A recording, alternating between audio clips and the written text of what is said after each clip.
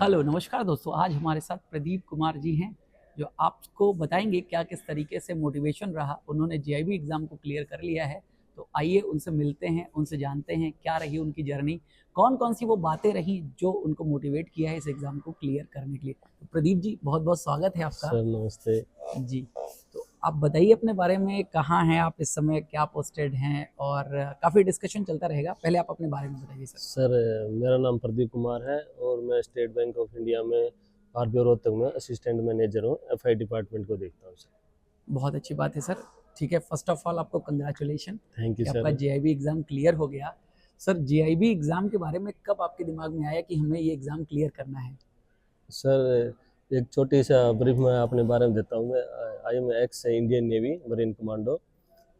मैंने नेवी में 15 years service किया था सर। उसके बाद 2020 में 13 जैन को मैंने स्टेट बैंक ज्वाइन किया था। स्टेट बैंक ज्वाइन करने के विद इन 3 ईयर्स के अंदर सर मुझे पता चला कि भी जेआईबी सीआईबी कुछ ऐसा कंसेप्ट होता है। जब थोड़ा बैंकिंग के अंदर जी अंदर जी जी। जब घुसे हाँ। तब इसकी जेआईबी की सर पता चला। तो जेआईबी की तैयारी की नॉर्मल सर यूट्यूब वगैरह से देख के। जी तो सर यूट्यूब से देख के मेरे 3 पेपर क्लियर हो गए थे जी और एक पेपर मेरा रह गया था आरबीडब्ल्यूएम का, जी। जिस पर मुझे भरोसा था, जो नॉर्मली जेईबी की भाषा में आसान पेपर बोला हाँ जाता है। बिल्कुल बिल्कुल। लेकिन उसमें मेरे 44 नंबर आए थे ओके। और जैसे वो पेपर मेरा क्लियर नहीं हुआ तो सर मैं ऐसे यूट्यूब पे नॉर्मल फ्री वाले जो वीडियो थे वो देख रहा था। तब मैंने जेईबी सीआईबी वाला अपने फिजिक्स वाला का जी भास्कर जी का वीडियो देखा था सर। जी। तो उनसे मैं मोटिवेट हुआ और मैंने यूट्यूब से तैयारी की।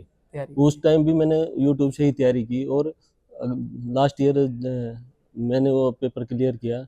जी उनसे मैं इतना प्रेरित हुआ कि अभी मैंने जेबी सीआईबी वाले का महापैक लिया हुआ है, जी जिसे मैं अभी सीआईबी की प्रिपरेशन कर रहा हूँ। जी। बहुत अच्छी बात है सर, जेआईबी आपका क्लियर है और सीआईबी की प्रिपरेशन आप कर रहे हैं।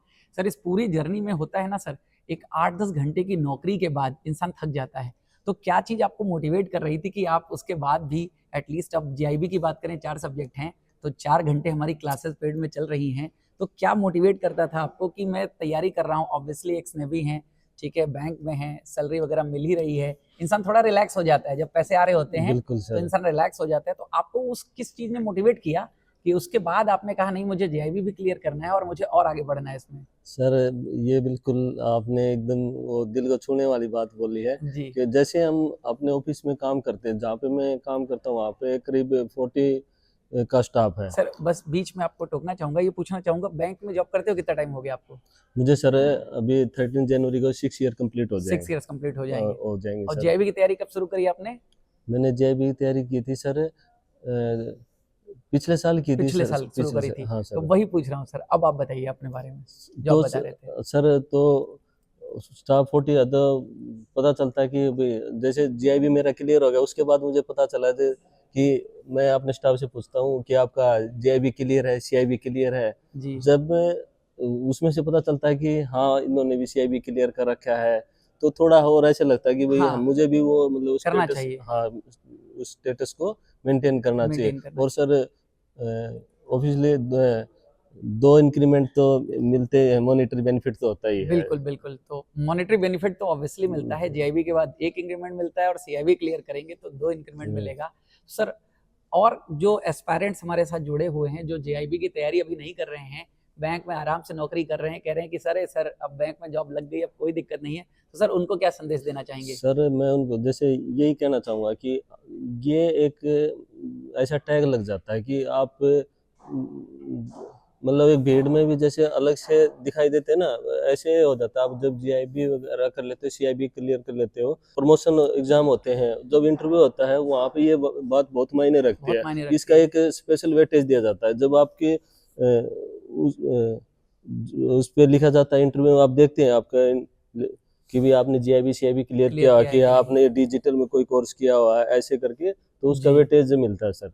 बिल्कुल। तो दोस्तों, जेआईबी क्लियर करने के बाद ऑब्वियसली आप पहले जेआईबी ही क्लियर करेंगे, फिर सीआईबी क्लियर करेंगे, तो सोचिए भीड़ में आपकी एक अलग पहचान बन जाती है। बैंक में सर सम्मान भी ज्यादा मिलता होगा सर बिल्कुल। JIB हाँ, cleared है सर? ये तो लोग है पूछते सर। भी होंगे हाँ, कि सर कैसे क्लियर किया, हाँ, क्या बिल्कुल, किया आपने हाँ, सर। मोटिवेशन। तो एक आपका बैंक में एक सम्मान बढ़ जाएगा दोस्तों, ठीक है। 4 लोगों के बीच में जब आप जाएंगे, और ऑब्वियसली सर जैसा बता रहे हैं कि आगे प्रमोशनल एग्जाम्स होते हैं, उसमें भी जब आप इंटरव्यू देने के लिए जाते हैं तो लोग देखते हैं कि यस क्लियर्ड हैं आप, तो थोड़ा एक अलग रहता है सिस्टम। तो ऑब्वियसली अगर आप बैंक में हैं तो शुरुआत तो JIB से ही होगी, JIB क्लियर करिए। और मैं तो उनको भी ये सजेशन देना चाहूँगा जो भी बैंक में नहीं है और तैयारी कर रहे हैं बैंक की, आप बैंक के साथ DBF की भी तैयारी कर सकते हैं। DBF अगर आपका क्लियर्ड है तो आपको फिर जैसे ही आप बैंक में सेलेक्ट होते हैं, देन फिर आपको JIB करने की आवश्यकता नहीं होती है, DBF के क्रेडिट भी ट्रांसफर हो जाते हैं बिल्कुल और आप सर, सीधे CIB के लिए एलिजिबल हो जाते हैं। तो सर बहुत अच्छा लगा आपसे मिलके, थैंक ठीक यू है। सर। और आगे के लिए ऑब्वियसली आप CIB क्लियर करिए, हम लोग आपके साथ हैं। थैंक यू और सर। फिर से एक बार फिर मुलाकात करेंगे जब सर का CIB क्लियर हो जाएगा। Thank you. Thank you sir.